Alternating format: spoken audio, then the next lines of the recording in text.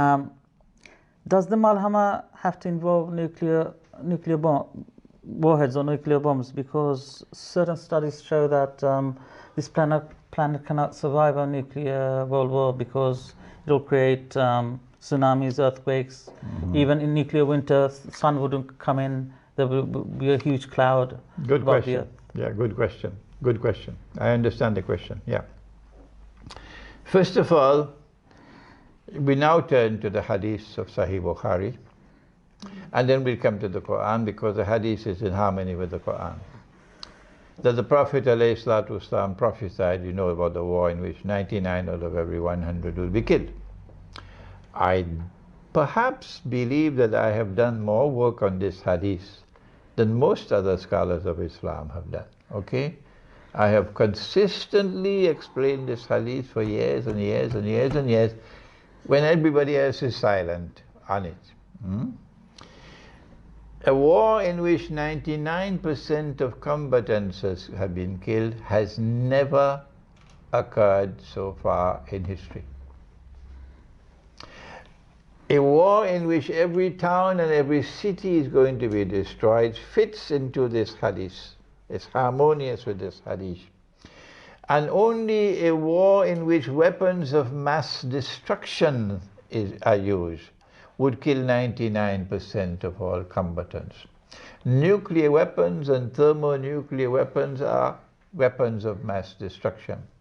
So we may or may not use the word nuclear. What we should say is weapons of mass destruction, because there may be weapons out there even worse than nuclear weapons we don't know about as yet. Then there is more evidence in the Quran now about supporting nuclear war. In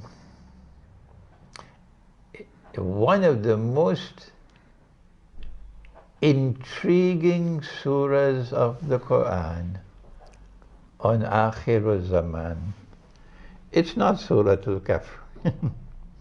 No, it's not Surah Al-Isra. No, it is Surah Al-Rahman. Yes. But so far I have never come across a tafsir of Surah Al-Rahman which shows its links, its direct links with Akhir Zaman and with the Malhama. I've never come across any hadith, any tafsir which has done so far. My critics are going to say, well, if he is the first person to ever say something, no one ever said it before, well, then he has to be wrong. And my response is, okay, I'm wrong. So then what do? Forget me and go about your way and leave me alone if I'm wrong. All right? I am making no effort whatsoever to convince you that I am right.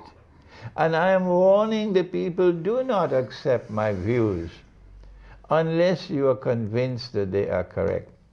So if you are saying that I am wrong, that nobody ever said it before, Imran is the first to say it, and I am wrong, and then my response is, okay, fine, full stop, I'm wrong. So then why don't you go your way and leave me alone? Okay? I am perfectly happy and comfortable to continue doing the work that I am doing, assured, with the assurance that if this is indeed the truth that I am explaining, it will survive in history. That's right. And so when we go to Surah Al-Rahman of the Quran, and I cannot expand on it today, but on another occasion we can do that, inshallah, you have to ask yourself the question, nothing happens in the Quran by accident. Nothing. Allah does not waste words in the Quran. No. When Zulkarnain went in the direction of the rising of the sun, and he came across a people, لَمْ نَجْعَلْ لَهُم مِّن دُونِهَا سِتْرًا, a people for whom we had provided nothing more as a covering other than what they had naturally. So hence a people perhaps living a primitive way of life. What would he do? How would he respond to them? How would he use power with them? Allah uses only one word, one single solitary word to explain the response. He says, Kazalik. Kazalik. Meaning, He met them like that and he left them like that. So one word he uses, one.